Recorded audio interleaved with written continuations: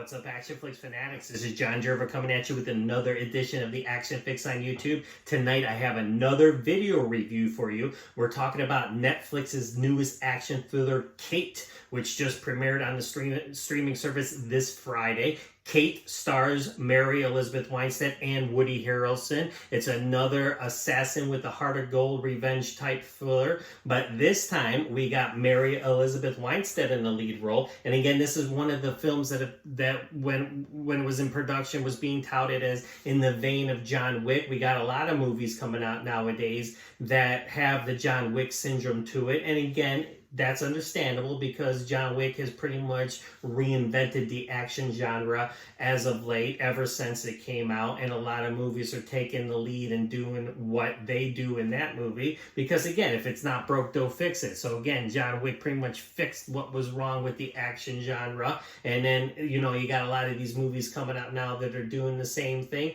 Some do it well, some don't do it as well. But I am happy to say that with this movie, Kate, this is a movie that does it well. Now, couple things. Let's talk about the plot. Now, Mary Elizabeth Winstead stars as Kate, simple title.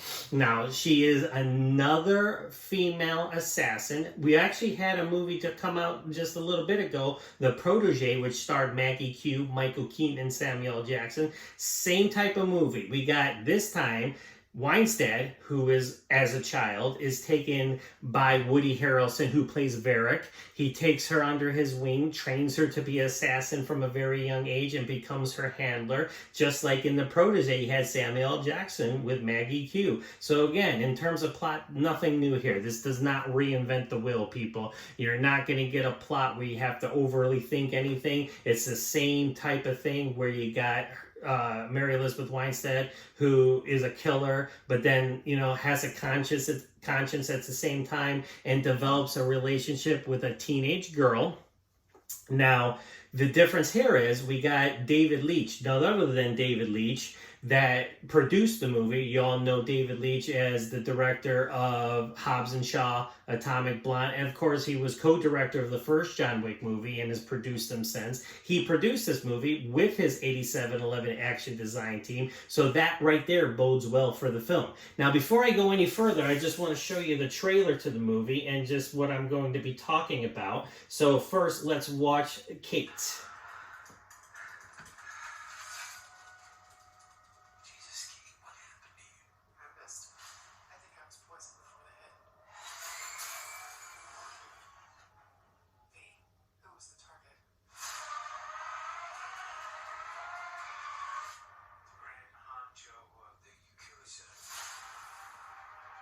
Time do I have?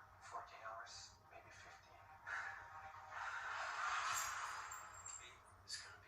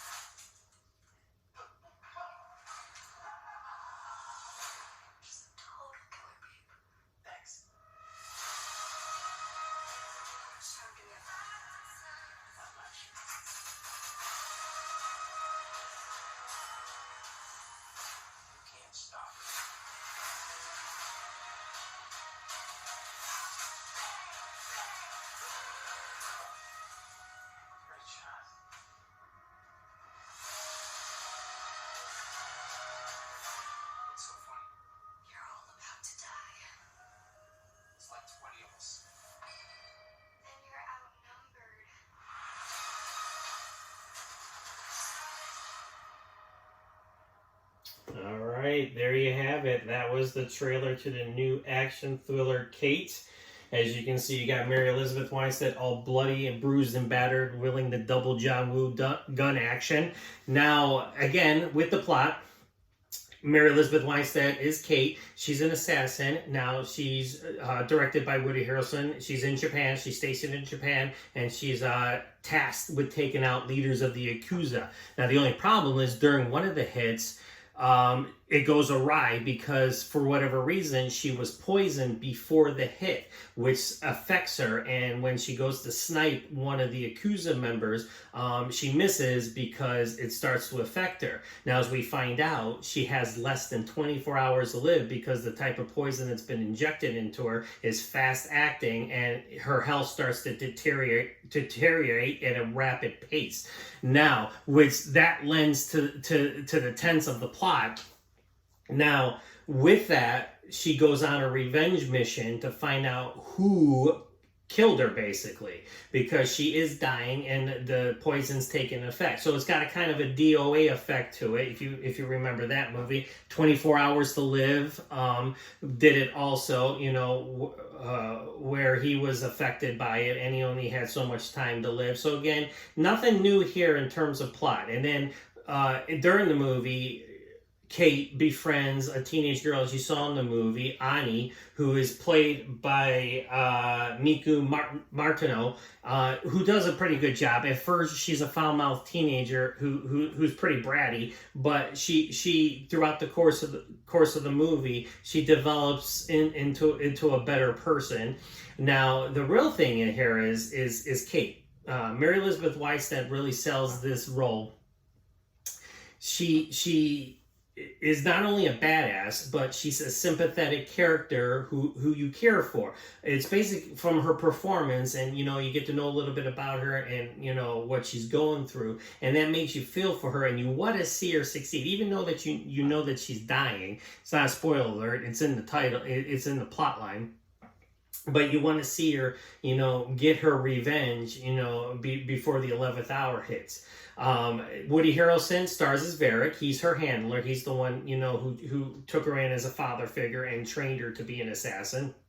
Just like Samuel L. Jackson's character did with Maggie Q in The Protege. So with that, his character arc isn't as big of a twist as I think the filmmakers would have liked. You pretty much see it coming a mile away, so when it's finally revealed like what he's all about, it's not a big shock. At least it wasn't to me, but I doubt a lot of people get fooled by it. So negative wise, the plot isn't anything new. The twists aren't really twists. It's like you see it coming a mile away, but it's acceptable because the performances are great. Mary Elizabeth Winstead pretty much sells it. And again, the movie lives or dies with her performance. She's the one that is pretty much puts it on her shoulders. So if she's not believable, then the movie's going to fall apart. And I'm happy to say that not only is she believable, she is badass in this role. She brings it in the action scenes. There's knives. She uses the sharpened ends of wine glasses, anything and everything, and she just slices through these guys. It's phenomenal. The action is ultra violent. It's bloody. It's balletic, and it's got a really bloody tinge to it. Now, the biggest draw here is that, we're talking a lot in, recent years, with the Jason Bourne movies, and just recently Snake Eyes that came out. The shaky cam syndrome where, it's like it's all jittery and chaotic and you can't really see what's going on. I'm happy to report here that, and probably because David Leitch was involved and the 8711 action design team, that the action is shot well, it's choreographed well, and you see everything just fine, which is good for the audience because there's a lot of good stuff to see here, especially in the action scenes with Winstead really doing a number. She really sells it, not only in the sympathetic role, but at the same time, she sells it in the badass role at the same time. Woody Harrelson's not in the movie a lot. He is, but he not as much as she is. But you always know what you're going to get with Woody Harrelson. He always delivers in his performances. Even if he's only in the movie for 5 minutes, he still elevates. He's one of those actors that just elevates a movie, even if he's only in it for a couple minutes. And with here, he's in it pretty much half of the movie, I'd say, and really does a good job, even though his character arc isn't overly, overwhelming, because you pretty much know what's going on with him. So negative wise, we got simple plot, done before. You've seen it 100 times. The assassin with the heart of gold, trained from an early age. There's just a bunch of these movies coming out with the same plot thread. But I gotta tell you, if it's done well, I enjoy them. Like this one, I enjoyed it. If it's done well, I'll accept the fact that, there's nothing new with the plot. It doesn't reinvent the wheel. It's okay, because you're here for, the performances and the action, and both of those are top notch here. Now, the other big thing I wanted to talk about is the ending. And again, I'm not going to get spoilery with it, because I want you to watch the movie. But it's brutally honest. Like I said, when it ended, I think it had the perfect ending. When it faded to the credits, it was kind of gut wrenching, because you knew it was going to happen. But then when it does happen and it fades to black and the credits roll, it really does a good job with it and really pulls the audience in at the same time. So now let's talk a little bit more about the action, because I always love to talk about the action, because I am a action movie website. So we got a lot of good scenes here. The first big scene where we really establish Kate as a real badass is when she takes out a bunch of Yakuza soldiers with all kinds of knives. She's going through them with knives, with guns, and her fists, her feet, and it's really well choreographed, executed just properly, and it's a thrilling scene, and it really establishes her as a legitimate badass. And then there's several shootouts throughout, and there's several opportunities for her to not only, slice and dice people, but also, to do some fisticuffs, which is always a good thing. And of course, we got the big finale, as you saw in the trailer, the part where you see her walking in slow motion with the cigarette hanging out of her mouth, just all attitude with all these Yakuza guys coming, right behind her. It's a great sight. It's one of the best scenes of the movie. And then you got the visual of the laser sights on the machine guns, the green laser sights, which just really sells it. And again, this movie has a real visual flair to it. There's a lot of neon tinged visuals here. Japan is shot great, when the city wise and everything, the landscape just looks magnificent, and it really becomes its own character in the movie. And then you got bloody battles throughout. She takes it to these guys, and she takes it to them good. And like I said, with David Leitch, involved in the action, it's done well, and it's ultraviolet. Like I said, it's not for the squeamers. There's a lot of heads getting blown off. There's a lot of slicing going on.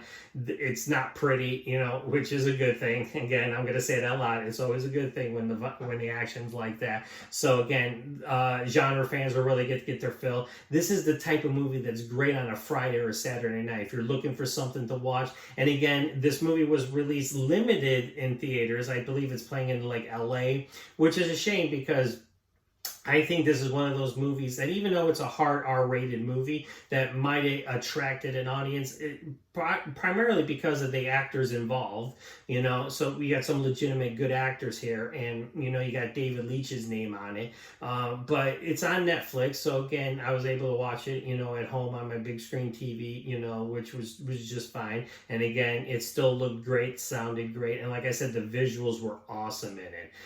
So now let's go to my score. So again, I always rate movies out of 5. So I'm going to go a big 3.5 out of this one. 3.5 out of 5 stars. Action-Flix approved big time. Now, I was thinking about going 4 with it, but at the same time, I dropped it a little bit just because of the plot. Like I said at the beginning, it doesn't reinvent the wheel. So again, there's nothing new here coming to the table. And it's not a happy movie, like I said, the plot, with her dying and everything, and there's a lot of killing going on, and there's a little bit of levity, between her and Ani, but at the same time, it's not a happy movie, so it's probably not one that you're going to want to revisit a lot. You might want to, just for the action, in case something you missed the first time around, you might want to go back and check out the action scenes and pick up what you might have missed the first time. So that's why I'm going a solid 3.5 out of it. It's enjoyable. It does what it has to do, and it entertains, and Mary Elizabeth Winstead is phenomenal in the lead role. I think she's a legitimate contender to be an action star. Doing these types of movies, she can really handle herself well, and she's believable. Like I said, it's one of these movies that's in the vein of John Wick, but at the same time, that's a good thing, because this one actually looks like it could take place in the universe of John Wick. So, which is, and like I said, if it didn't end the way that it did, I would have liked maybe to seen Kate, show up, in the John Wick universe at one time. I mean, also we have the movie Ballerina that's supposed to be coming out. That's supposed to be in the universe of John Wick. So this could have been part of that right here. But unfortunately, it's not connected. But it looks like it. It's got the same, flair to it. But unfortunately, it's not part of the universe, but it definitely, holds its own when, talking about movies like John Wick. So solid 3.5 out of 5 stars. Watch it. It's on Netflix right now. You won't be disappointed with the action. Like I said, it's brutal, bloody, and badass. There you go. The 3 Bs. Can't beat it. So at the same time, hope you enjoy the flick. Hope you enjoy the video review. And again, if you like what you're seeing from me on my YouTube channel, like and subscribe down below. Follow me on my website, Action-Flix.com, for all the reviews, interviews, news, trailers, everything in the world of action. And again, like I said, I'm doing more of these video reviews nowadays because, like I said, I'm a little fried from doing the writing thing, so I'm trying to get the YouTube thing going. And also check us out on the Action Elite. We do the War Room every week where we talk about action movies, past and present. So Owen Frill over there at the Action Elite, so I'm doing that with him. So like and subscribe to him at the same time. Watch us do that. So until next time, everybody, just remember, Action-Flix.com, we are your destination for everything action. Good night, everybody.